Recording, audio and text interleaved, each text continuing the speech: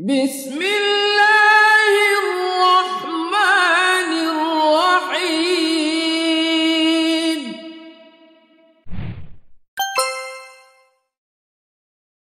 Assalamualaikum warahmatullahi wabarakatuh. Waalaikumsalam warahmatullahi Nama wabarakatuh. saya Ahmad Nur Fadli, jamaah tetap di Masjid Raya Nurul Hidayah Topoyo, Ustaz. Barakallahu fiik. Mungkin dalam beberapa waktu ini Ustaz, saya terkena was-was terkait salah satu hadis Rasulullah sallallahu alaihi wasallam tentang penciptaan manusia di dalam perut ibunya 40 hari dalam bentuk nutfah, lalu mudghah dan seterusnya. Dari hadis itu terakhirnya kan menjelaskan tentang seseorang yang beramal dengan amalan ahli surga, lalu takdir Allah berlaku untuknya, dan di detik-detik terakhirnya dia beramal dengan amalan neraka, maka dia masuk neraka. Saya butuh penjelasan yang lebih mendalam Ustaz terkait dengan hadis tersebut, karena terus terang ini saya sempat ingin tanyakan ke beberapa Ustaz, tetapi saya juga ragu, jangan sampai justru jawabannya semakin membuat saya semakin ragu juga dengan hadis tersebut. Ala kulli hal, saya kadang mengatakan di dalam diri juga saya beriman dengan hadis itu, tetapi kadang juga muncul luas itu. Ini seakan-akan, mohon maaf kalau saya katakan tidak adil seperti itu.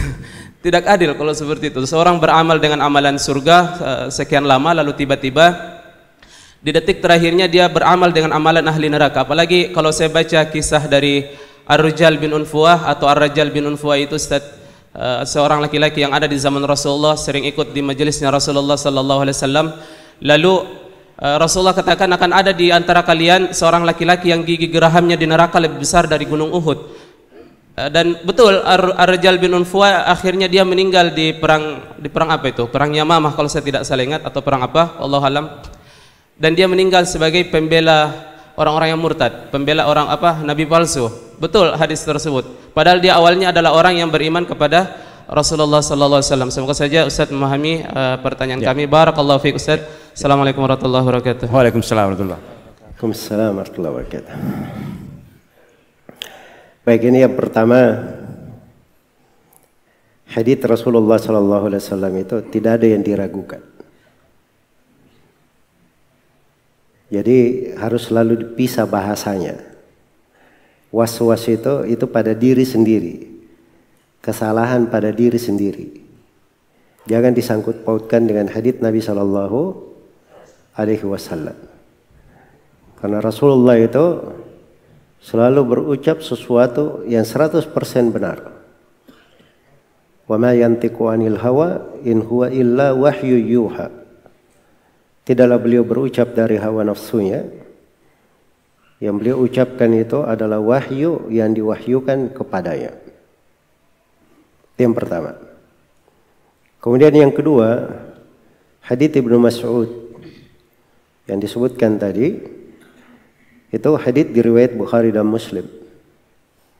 Diriwayatkan oleh para imam Islam. Disepakati diterima oleh para ulama. Kaidah besar dalam agama. Tahu kaidah besar, pijakan besar. Itu sesuatu yang merupakan pijakan dalam beragama, tidak boleh diganggu gugat. Iya. Dan itu terkandung di dalamnya salah satu dari rukun iman. Namanya keimanan kepada takdir Allah Subhanahu wa ta'ala. Keimanan kepada takdir. Dan seorang itu beriman kepada segala takdir Allah Subhanahu wa ta'ala. Segala yang ditakdirkan. Apapun yang ditakdirkan, baik maupun buruk, dia imani. Semuanya dari sisi Allah Subhanahu wa ta'ala. Iya. Kemudian yang ketiga, atau yang keempat, ada pernah seorang tabi'in yang bernama Ibnu Dailami. Dia datang kepada salah seorang ulama sahabat namanya Ubay bin Ka'ab radhiyallahu anhu. Lalu dia berkata kepada Ubay bin Ka'ab radhiyallahu ta'ala anhu, saya ketemukan di dalam diri saya sesuatu terkait dengan takdir. Ini bagus bertanya. Ketemukan pada diri saya sesuatu terkait dengan apa? Takdir. Maka ceritakan kepadaku hadits dari Rasulullah sallallahu alaihi wasallam. Atau ceritakan kepadaku sebuah hadits pembicaraan. Maksudnya beri saya wejangan. La'allallaha ayyudhibahu min qalbi. Semoga Allah menghilangkan was-was itu dari hatiku. Maka kata Ubay bin Ka'ab radhiyallahu taala anhu, "Law anna Allah adzaba ahla samawatihi wa ahla ardihi." Andai kata Allah menyiksa seluruh penduduk langit dan menyiksa seluruh penduduk bumi, adzabahum wa huwa ghairu zalimin lahum. Itu artinya Allah menyiksa mereka dan Allah tidak pernah zalim kepada siapapun. Walau rahimahum kanat rahmatuhu khairan lahum min amalihim. Andai kata Allah merahmati mereka semua, maka rahmat Allah itu sendiri itu lebih baik daripada amalan mereka sendiri.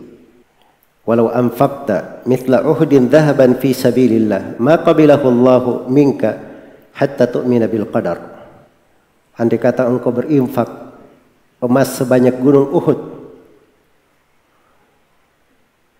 engkau berimpat sebanyak emas sebanyak gunung Uhud di jalan Allah, Allah tidak akan terima infak kamu itu sampai kamu beriman kepada takdir. Wa ta'lam anna ma asabaka lam yakul liyukhti'ak wa anna ma akhta'aka lam yakul liyusibak. Dan sampai kamu imani bahwa apa yang menimpamu tidak mungkin meleset dari kamu. Dan apa yang Allah takdirkan tidak menimpamu, tidak mungkin itu akan mengenaimu.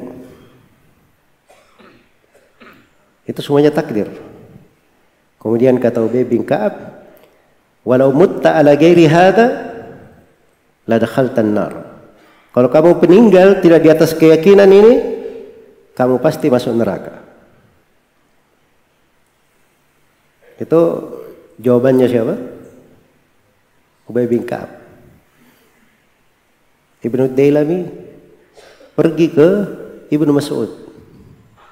Dia tanya pertanyaan yang sama. Jawabannya Ibnu Mas'ud persis sama dengan jawaban siapa? Ubay bin Ka'ab. Datang lagi kepada Hudzaifah bin Yaman. Ada 3. Jawaban Hudzaifah bin Yaman sama persis dengan jawaban mereka berdua. Ini padahal setelah meninggal ini, setelah Rasulullah SAW meninggal, Ubay bin Ka'ab tinggal di Syam. Ibnu Mas'ud tinggal di Kufah. Hudzaifah bin Yaman juga beliau di sekitar itu. Iya. Kemudian setelah itu kata Ibnu Dailami, saya datangi Zaid bin Thabit radhiyallahu anhu.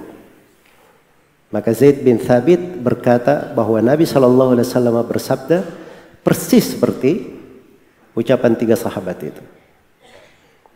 Ini supaya antum tahu ya, ilmunya para sahabat itu tidak ada yang meragukan. Dia jawab dari dirinya sendiri saya. Ternyata sahabat yang lain yang menjawab dari hadits Nabi persis. Karena mereka terdidik di atas keimanan. Itu pendidikan agama. Iya. Begitu caranya di dalam beriman. Takdir itu dipegang. Hal-hal yang masuk was-was, paling nikmat itu jangan dipedulikan. Anggap aja itu dari syaitan. Kalau muncul was-was itu, baca a'udzubillahi minasyaitonirrajim. Berhenti. Begitu caranya. Iya. Tadi sudah disebut satu syubhat. Diterangkan. Itu banyak dari orang yang berpikir seputar takdir. Dia ini sudah beramal sepanjang hidup, ditutup dengan penduduk amalan penduduk neraka. Ya, kemudian dia disiksa. Kalau begitu tidak adil. Itu kan was-was syaitan namanya. Dari mana tidak adil? Iya. Sekarang saya mau bertanya, dia beramal penduduk neraka atau tidak? Di akhir hayatnya beramal penduduk neraka atau tidak? Beramal. Itu perbuatannya atau bukan perbuatannya? Perbuatan dia sendiri. Kenapa kamu beramal dengan penduduk neraka? Padahal sepanjang hidupmu beramal dengan penduduk amalan apa? surga. Berarti kesalahan dari dia. Allah hanya membalas sesuai dengan perbuatannya. Makanya kaidahnya itu seperti yang disebut oleh sahabat. Jadi kalau Allah menyiksa, itu artinya dengan keadilan Allah. Allah tidak pernah berlaku zalim terhadap mereka. Kalau ada yang dimuliakan, itu artinya dari rahmat dan keutamaan Allah. Dan Allah merahmati, memberi keutamaannya kepada siapa yang dia kehendaki. Jelas ya? Itu mudah dalam keimanan kepada takdir itu. Terakhir, syaitan itu kerjanya memang memberi was-was. Itu harus ditahu. Ya. Jangan bilang, oh Ustadz saya belum kenalan sama syaitan ini. Belum pernah datang berkunjung di rumahku. Kalau hari raya tidak kelihatan batang hidungnya. Ya, memang tidak pernah kelihatan batang hidungnya, tapi selalu ada, mengalir bersama aliran darah kita. Itu syaitan namanya. Musuh terbesar. Dan syaitan ini memang misinya ingin menyesatkan manusia. Salah satu senjatanya yang paling ampuh memberi was-was.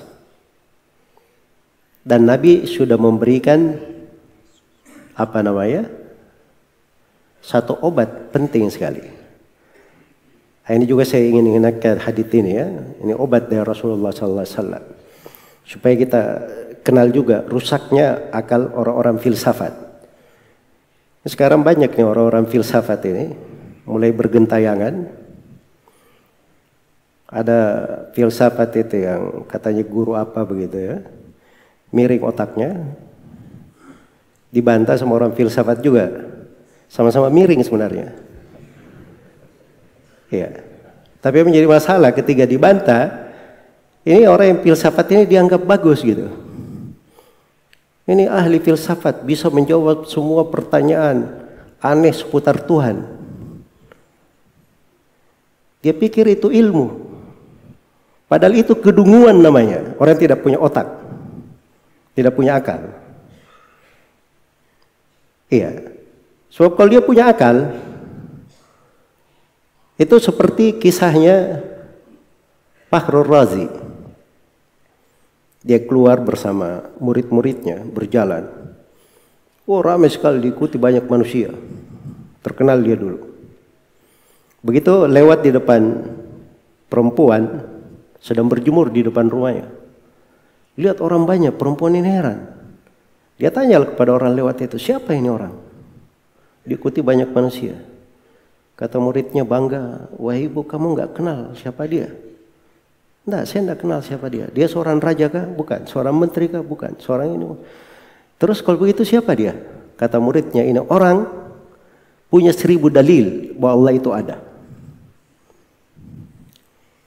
Filsafat kan begitu. Apa dalilnya Tuhan itu ada? 1, 2, 3, 4. Dia pikir akalnya akal sehat. Tapi apa kata perempuan tua ini? Di atas fitrahnya. Ketika mendengar jawaban muridnya itu. Bahwa ini orang punya 1000 dalil. Allah itu ada. Kata perempuan tua ini. Betapa celakanya orang itu. Betapa celakanya orang itu. Apakah pada Allah ada keraguan? Itu kan fitrah namanya. Afillahi syakkun. Sesuai dengan Al-Quran. Afillahi syakkun. Fatiris samawati wal ard. Apakah pada Allah ada keraguan sementara dia menciptakan langit dan bumi? Itu orang-orang filsafat itu. Iya, analoginya itu gampang sekali. Seperti orang yang berada di siang bolong, matahari sedang terbit, sudah berkucuran keringat semuanya. Tiba-tiba ada yang bertanya, apa dalilnya matahari sedang terbit? Nah, itu filsafat seperti itu. Itu kan namanya menjawab sesuatu. Memperjelas sesuatu yang jelas, itu sama dengan ruwet namanya. Jadi ruwet dan tidak jelas. Nah, itu filsafat seperti itu. Jelas ya? Nah, ini dari kerancuan pemikiran dan kebusukan pemikiran filsafat ini. Seakan-akan dia jago. Kalau ini bahas begini, bahas begini. Iya. Secara akal begini dan begitu. Dibawa lagi dari buku Ummul Barahin, dari bukunya orang-orang filsafat. Itu yang baca cuma orang-orang rusak di masa dahulu. Jelas ya? Tiba-tiba bisa menjadi rujukan orang. Kalau ingin kemurnian agama, simpel sekali.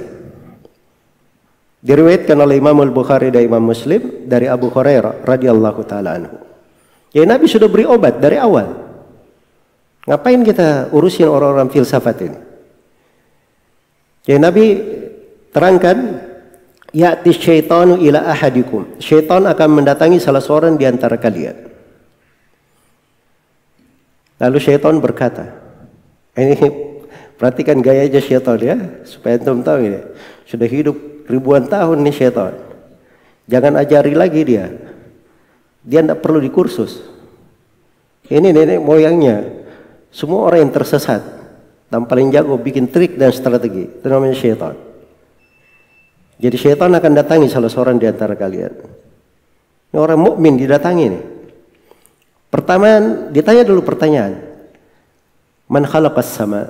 Siapa yang menciptakan langit? Mukmin menjawab Allah. Tanya lagi, siapa yang menciptakan bumi? Allah. Siapa yang menciptakan begini, menciptakan begini? Terus ditanya. Selalu mukmin ini menjawab Allah. Akhirnya syaitan bertanya, kalau begitu siapa yang menciptakan Allah? Nah, mulai masuk racunnya syaitan. Jelas ya? Nah, di sini perbandingkan jawaban Nabi dan jawaban ahli filsafat.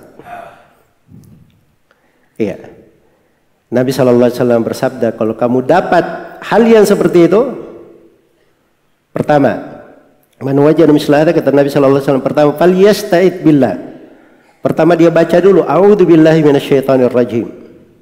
Wal yaqul amantu billah. Yang kedua dia berkata, saya beriman kepada Allah.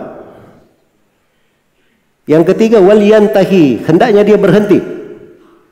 Jangan dia sambung lagi, berhenti. Kalau filsafat tidak, kalau syaitan bilang begitu, jawab begini. Nah, itu kan menyelisihi petunjuk Nabi dari asal. Nabi suruh berhenti, dia mau pergi layani syaitan. Iya. Nah seperti itu gayanya. Maka syaitan itu, kalau ada yang tergelincir misalnya kendaraannya, jangan dibilang la'an Allahu syaitan. Ini kurang ajar syaitan itu. Semoga Allah melaknatnya. Dilarang oleh Rasulullah. Kenapa? Sebab kalau syaitan dibegitukan, dia tambah besar. Iya. Tapi kalau ada seperti itu, baca a'udzubillahi minasyaitonir rajim. Dia mengecil jadi seperti lalat. Itu Rasulullah ajari cara menghadapi syaitan. Jelas ya? Baik. Jadi itu metode ringkas di dalam memahami agama. Indah, santai, nggak perlu, nggak ada yang ribet-ribet dalam agama ini. Iya. Cuma perlu seorang itu beriman kepada Allah, dia pelajari tentang takdir. Kalau dia pelajari tentang takdir, dia akan tenang hatinya. Baik, terakhir ini yang terakhirnya. Karena tadi ada kalimat-kalimat saya khawatir ya nanti yang mendengarkannya, Bapak kita semoga Allah memberikan taufik kepada beliau. Mungkin beliau sudah ada hal yang bermasalah ditanyakan, tapi yang lainnya kan tadinya antum tidak ada masalah kan? Khawatir pendengarnya juga jadi kena masalah kan begitu? Iya. Baik. Jadi kenapa ada orang yang menyimpan di pembahasan takdir? Sebab pokoknya itu ada dua. Ini dua penyakit ini saya ingatkan supaya jangan ada yang dekat-dekat ke situ. Iya. Dua sebab pokok penyimpangan dalam takdir. Satu, dia terlalu banyak bertanya tentang perbuatan Allah. Iya. Allah itu tidak sama dengan kita.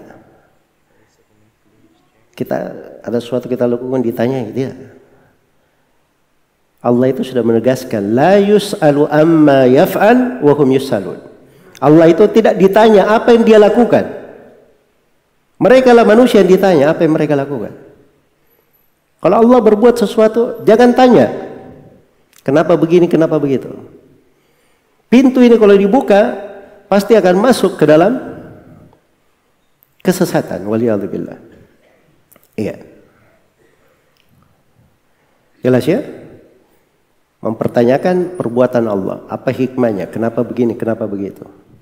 Nah ini sebagai catatan, ini sumber kesesatan seluruh kelompok yang pernah menyimpang di masa lalu.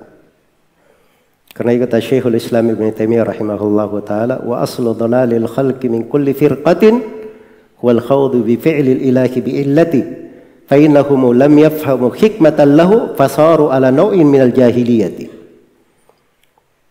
Dan dasar penyimpangan semua kelompok yang telah berlalu dari makhluk, dari manusia, itu adalah larut membicarakan apa hikmah perbuatan Allah.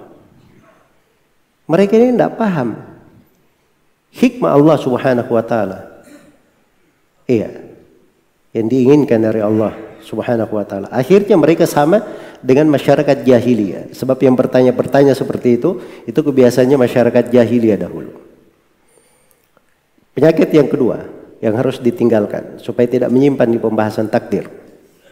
Yang kedua, jangan mengkiaskan perbuatan makhluk dengan perbuatan Allah. Iya. Oh, kalau Allah menyiksanya itu kan berlaku zalim. Itu kalau kita yang berbuat. Jangan ukur kita itu diri kita dengan Allah subhanahu wa ta'ala. Allah itu tidak sama dengan makhluknya. Laisa kamitslihi syai'un wa huwa as-sami'ul basir. Tidak semisal dengan suatu apapun, dialah yang maha mendengar lagi maha melihat. Lam yakul lahu kufuwan ahad. Tidak ada yang semisal sepadan dengannya. Hal ta'lamu lahu samia. Apakah kamu tahu ada tandingan bagi Allah subhanahu wa ta'ala? Walillahil mathalul a'la wa huwal azizul hakim. Dialah Allah yang memiliki perumpamaan yang maha tinggi, dan dialah Allah yang maha perkasa lagi maha bijaksana. Iya. Yaitu dasar pokok di dalam beragama harus dipahami. Mudah-mudahan jawaban ini bermanfaat. Wallahu ta'ala a'lam.